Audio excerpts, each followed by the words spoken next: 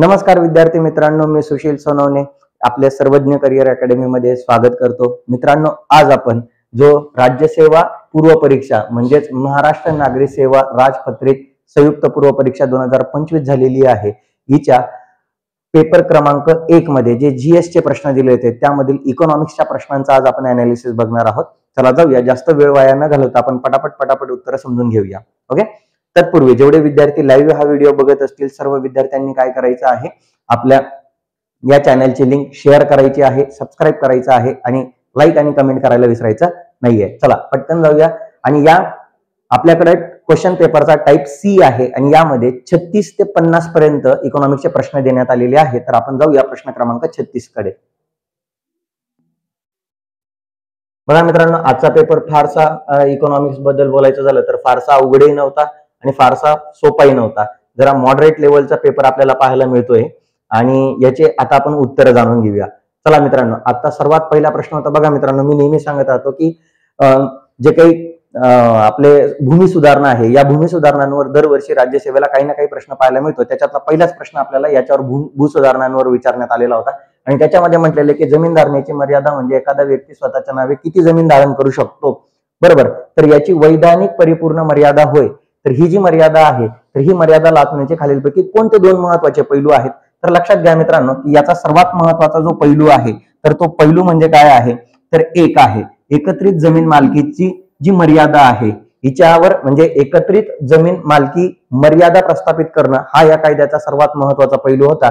आणि दुसरं म्हणजे काय होतं की तत्कालीन विद्यमान जमीन धोरणांवर काय करणे, धोरणांवर मर्यादा आणणे, बरोबर।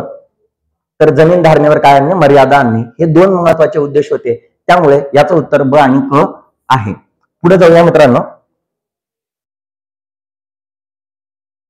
पुढे जाऊया। पुढचा जो प्रश्न आहे तर तो जीडीआय वर आहे, जेंडर डेव्हलपमेंट इंडेक्स वर आहे, जेंडर डेव्हलपमेंट इंडेक्स वर आहे। आणि त्यामध्ये म्हटलेले की जेंडर डेव्हलपमेंट इंडेक्स हा जो आहे हा आरोग्य, शिक्षण, सबलीकरण, श्रम बाजार यांचा संयुक्त निर्देशांक आहे।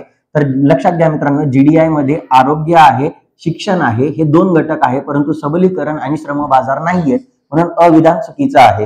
आणि जर आपण ऑप्शन मध्ये जर गेलो मित्रांनो तर इथं बघा, इथं अ दिसतोय म्हणून हा ऑप्शन चुकीचा आहे। इथं बघा, इथं अ ऑप्शन दिसतोय म्हणून हा ऑप्शन चुकीचा आहे, बरोबर।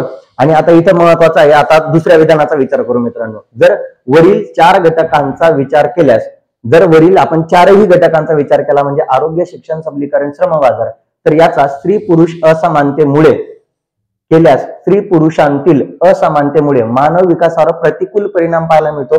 तर यस मित्रांनो, हे सर्व जे घटक आहेत तर हे मानव विकासावर प्रतिकूल परिणाम करणारे घटक आहेत, म्हणून ब विधान बरोबर ठरतंय, म्हणून फक्त ब विधान बरोबर आहे।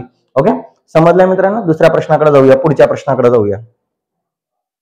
पुढचा प्रश्न आहे मित्रांनो, तो म्हणजे आहे 26 जून 1975 ला जो 20 कलमी कार्यक्रम जाहीर केलेला होता, तर या 20 कलमी कार्यक्रमाचा मुख्य हेतू कोणता होता। तर लक्षात घ्यायचं आहे मित्रांनो की जो 20 कलमी कार्यक्रम जाहीर केलेला होता त्याचा सर्वात महत्वाचा उद्देश होता की दारिद्र्य रेषेखालील जे लोक आहेत त्यांना सहाय्य करणे, म्हणजे दारिद्र्य निर्मूलन करणे, हा एक सर्वात महत्वाचा उद्देश होता। आणि दुसरा सगळ्यात महत्वाचा म्हणजे दारिद्र्य निर्मूलन करून त्यांच्या राहणीमानामध्ये, लोकांच्या राहणीमानात सुधारणा घडवून आणणे, हा दुसरा सगळ्यात महत्वाचा मुद्दा होता। म्हणून दोन्ही विधानं काय आहेत मित्रांनो, बरोबर आहेत। म्हणून 38च्या या प्रश्नाचं उत्तर काय येणार आहे, अ आणि ब दोन्ही बरोबर आहेत। पुढच्या प्रश्नाकडे जाऊया मित्रांनो। अन्न सुरक्षा जे विधेयक आहे 2013 याच्या संदर्भात जर बोलायचं झालं मित्रांनो तर यामध्ये 75% जो ग्रामीण भाग आहे तर याला अन्न सुरक्षेचा लाभ प्रदान करणं आणि शहरी भागातील जवळजवळ 50% लोकसंख्येला अन्न सुरक्षेचा लाभ प्रदान करून देणं हा या कायद्याचा सगळ्यात महत्वाचा उद्देश होता। त्यानंतर याच कायद्याअंतर्गत लाभार्थ्यांना दरमहा 3 रुपये किलो प्रमाणे तांदूळ, 2 रुपये किलो प्रमाणे गहू, बघा इथे दिलेले 2 रुपये प्रति किलो प्रमाणे गहू आणि 1 रुपये प्रति किलो प्रमाणे भरड धान्य देण्याचा सरकारचा मानस होता। त्यामुळे अ आणि ब दोन्ही विधानं बरोबर आहेत, म्हणून ऑप्शन क्रमांक किती येणार आहे, अ आणि ब दोन्ही बरोबर। पुढे जाऊया मित्रांनो, पुढच्या प्रश्नाकडे जाऊया। जर शाश्वत विकास प्रश्नाकडे जर आपण गेलो मित्रांनो, बघा मी तुम्हाला दुसरा सगळ्यात महत्वाचा कंटेंट सांगितला होता राज्यसेवा पूर्व परीक्षेसाठी, तो म्हणजे काय आहे, सस्टेनेबल डेव्हलपमेंट। तर सस्टेनेबल डेव्हलपमेंटवर जवळपास आता हा एक प्रश्न पाहायला मिळतोय आपल्याला ह्युमन डेव्हलपमेंटवर एक प्रश्न पाहायला भेटलेला आहे. तर बघा, शाश्वत विकास ही जी संकल्पना आहे मित्रांनो, डॅश डॅश मध्ये सादर केलेल्या जागतिक संवर्धन धोरणामध्ये प्रथमच प्रचलित करण्यात आलेली होती. तर ही जी संकल्पना आहे मित्रांनो, ही 1980 मध्ये डिक्लेअर करण्यात आली होती. जी वर्ल्ड कन्झर्वेशन स्ट्रॅटेजी होती त्यामध्ये सर्वात पहिल्यांदा हा शाश्वत विकास हा शब्द प्रयोग करण्यात आला आणि 1987च्या ब्रुटलँड आयोगामध्ये याची काय करण्यात आली, ती व्याख्या देण्यात आलेली होती. ओके, म्हणून पर्याय क्रमांक किती येणार आहे, 1 येणार आहे. जाऊया पुढच्या प्रश्नाकडे. पुढचा जो प्रश्न आहे मित्रांनो, तर तो आहे 41वा प्रश्न आणि याच्यामध्ये म्हटलेलं आहे की जो 2020 मध्ये शाश्वत विकास लक्ष्य म्हणजे सस्टेनेबल डेव्हलपमेंट गोल्स जो इंडेक्स आहे, बरोबर, हा इंडेक्स जो जाहीर करण्यात आलेला होता, तर या इंडेक्स मध्ये भारत कितव्या स्थानावर होता, तर भारत होता 117व्या स्थानावर होता. म्हणून मित्रांनो 41च्या प्रश्नाचं उत्तर किती येणार आहे, 1 येणार आहे. पुढच्या प्रश्नाकडे जाऊया. काय म्हटलेलं आहे की फक्त उत्पादनात होणारी वाढ म्हणजेच आर्थिक वृद्धी होय, हे विधान कोणाचं आहे मित्रांनो, तर किंडल बर्जर यांचं आहे. ओके, पुढचा प्रश्न बघा मित्रांनो, भारतीय अर्थव्यवस्थेमध्ये पुढचा प्रश्न सगळ्यात महत्वाचा प्रश्न आहे हा, ग्लोबलायझेशन एलपीजी धोरणाशी संबंधित आहे मित्रांनो, म्हणजे 1991च्या आर्थिक सुधारणांशी संबंधित आहे आणि ते सुद्धा या राज्यसेवा पूर्व परीक्षेमध्ये अत्यंत महत्वाचा कंटेंट आहे. मग त्याच्यावरती काय प्रश्न आलेला आहे बघा मित्रांनो, काय म्हटलेलं की भारतीय अर्थव्यवस्थेच्या बाबत काही विधानं दिलेली, ती विधानं विचारात घ्यायची की जागतिकीकरणानंतर भारतीय अर्थव्यवस्थेची बदल जर आपण लक्षात घेतलं तर ट्रिकल डाऊन थिअरी भारतीय अर्थव्यवस्थेला तंतोतंत लागू होते. तर मित्रांनो हे जे म्हटलेले तंतोतंत जी लागू होते, तर ती तंतोतंत लागू होत नाही. 1991 ला सुरुवातीच्या कालखंडामध्ये बघा, सुरुवातीच्या कालखंडामध्ये हे ट्रिकल डाऊन थिअरीचा वापर केला गेलेला होता, परंतु या ट्रिकल डाऊन थिअरीचा फारसा उपयोग आपल्याला दिसला नाही. त्यामुळे इथं म्हटलेलं आहे की जागतिकीकरणानंतर विशेषतः 2005 पासून भारताने जो गाठलेला उच्च विकास दर होता, तर या उच्च विकास दरामुळे काय म्हटलेलं होतं की ट्रिकल डाऊन थिअरीवर प्रश्नचिन्ह उपस्थित करतो. तर हे विधान देखील काय मित्रांनो, अगदी करेक्ट आहे. का करेक्ट आहे, कारण की लक्षात घ्या मित्रांनो की ट्रिकल डाऊन थिअरी काय म्हणते की पहिले मोठ्या वर्गाचा विकास करून घ्या, मोठ्या मोठ्या उद्योगांचा विकास करा, ते मोठे उद्योग खालच्या उद्योगांना मोठं करतील आणि खालचे उद्योग परत त्यांच्या खालच्या उद्योगांना मोठं करतील, असं जे होतं. पण एकाच वेळी आपण ज्या सगळ्या सुधारणा राबवल्या त्यामुळे अनेक क्षेत्रांचा विकास सोबतच घडून आला, त्यामुळे या ट्रिकल डाऊन थिअरीवर प्रश्नचिन्ह निर्माण झालेला होता. त्याच्यामुळे अविधान चुकीचं आहे, ब विधान बरोबर आहे. म्हणून पर्याय क्रमांक किती येणार आहे, 2 येणार आहे. पुढे जाऊया मित्रांनो. विकसनशील जगामध्ये जवळजवळ 40% लोकसंख्येला 1950 आणि 1960च्या दशकामध्ये झालेल्या आर्थिक वृद्धीचा लाभ झालेला नाहीये. तर हे विधान कोणाचं आहे असं विचारलेलं आहे, तर हे विधान आहे मित्रांनो रॉबर्ट मॅकनमरा याचं आहे. ओके, पुढे जाऊया, पुढच्या प्रश्नाकडे जाऊया. 45वा, राष्ट्रीय हवामान विषयक कृषी कार्यक्रमांमध्ये खालीलपैकी कोणत्या राष्ट्रीय अभियानाचा समावेश करण्यात आलेला नाहीये.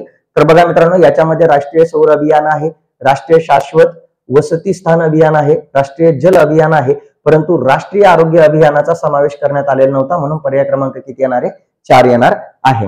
पुढच्या प्रश्नाकडे जर गेलो मित्रांनो आपण, तर पुढचा प्रश्न आहे, भारतात स्वातंत्र्याच्या 7 दशकानंतरही काय म्हटलेलं आहे, अस्तित्वात असलेल्या दारिद्र्याची खालीलपैकी कोणती कारणे आहेत.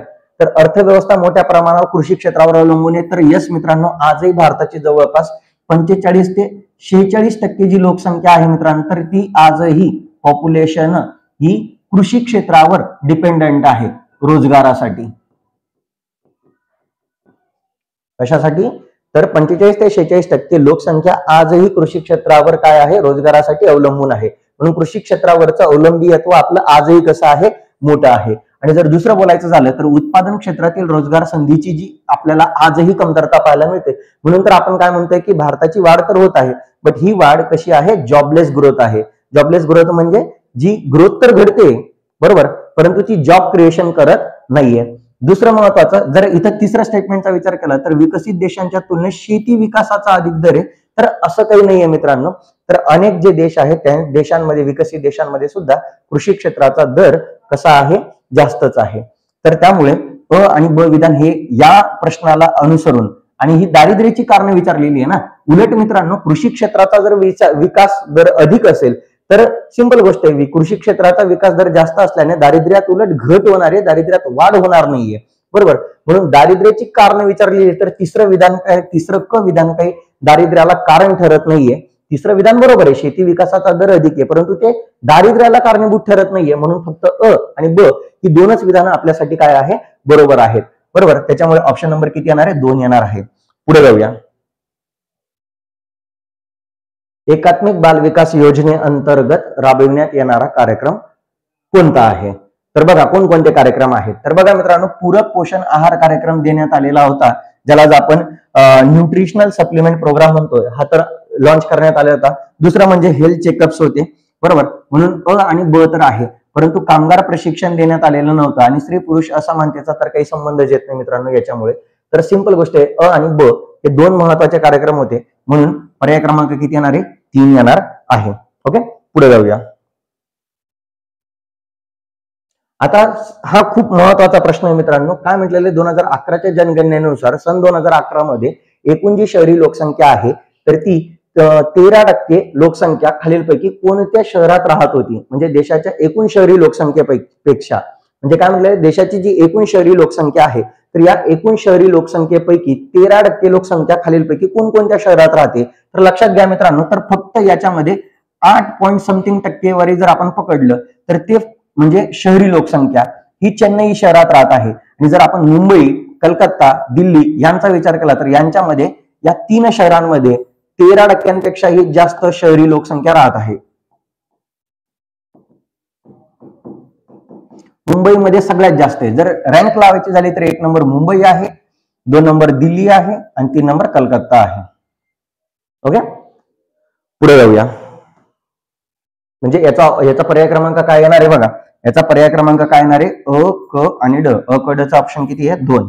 पर्याय क्रमांक किती येणार आहे, 2 येणार आहे. पुढे बघा, तिसरं.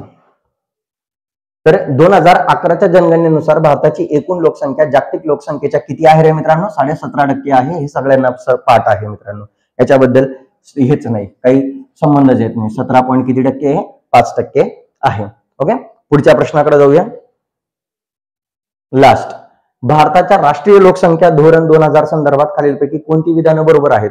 आणि आता 2000 धोरणानुसार जर बघितलं मित्रांनो, जास्तीत जास्त 2 अपत्यानुसार, तर हे बरोबर आहे मित्रांनो की जास्तीत जास्त 2च अपत्य असली पाहिजे, हे विधान बरोबर आहे. पण 2050 सालापर्यंत देशाच्या लोकसंख्येत स्थिरता आणणे, कधीपर्यंत, 2050 पर्यंत, तर हे चुकीचं आहे. 2045 पर्यंत, कितीपर्यंत बघा, 2045 पर्यंत स्थिरता आणणं लोकसंख्येच्या बाबतीत, हे सगळ्यात महत्वाचं स्टेटमेंट आहे. कधीपर्यंत, 2045 पर्यंत. सो पहिलं विधान काय आहे, चुकीचं आहे. सार्वत्रिक लसीकरणाचा कार्यक्रम राबवणं, हे एक विधान बरोबर आहे. अर्भक मृत्यूचं प्रमाण प्रति आजारी 30%पेक्षा खाली आणणं, हे सुद्धा एक महत्वाचा उद्देश होता, म्हणून ब आणि क विधानं बरोबर आहेत. आणि असा इथं आपल्याला ऑप्शनच पाहायला मिळत नाहीये मित्रांनो, त्यामुळे कदाचित हा प्रश्न कॅन्सल होऊ शकतो, कदाचित कॅन्सल होऊ शकतो. बरोबर, सो ही होती संभाव्य उत्तरे होती मित्रांनो. हीच उत्तरं आहेत असं मी म्हणत नाहीये. आयोग शेवटी जे आन्सर की देणार आहे, आयोगाच्या आन्सर कीनुसार आपण उत्तर बघणार आहोत. पण तत्पूर्वी ही आपले काही महत्वाचे उत्तरं आहेत, वेगवेगळ्या संदर्भ ग्रंथांमधून आपण ही उत्तरं सर्च केलेली आहेत, त्यानुसार आता आपण बघूया आयोग काय उत्तर देतं. ओके, सो याच्यानुसार फक्त आपल्याला एक आपले मार्क्स काढण्यासाठी आपल्याला याचा उपयोग होऊ शकतो. सो याचा वापर फायनल आन्सर की आल्यानंतरच तुम्ही करायचा आहे. तुम्ही फक्त तुमचे आन्सर जज करण्यासाठी तुम्ही याचा वापर करायचा आहे. ओके, व्हिडिओ आवडले असेल मित्रांनो तर लाईक, कमेंट आणि शेअर आणि सबस्क्राईब करायला विसरायचं नाही. खूप खूप धन्यवाद मित्रांनो. Bye bye.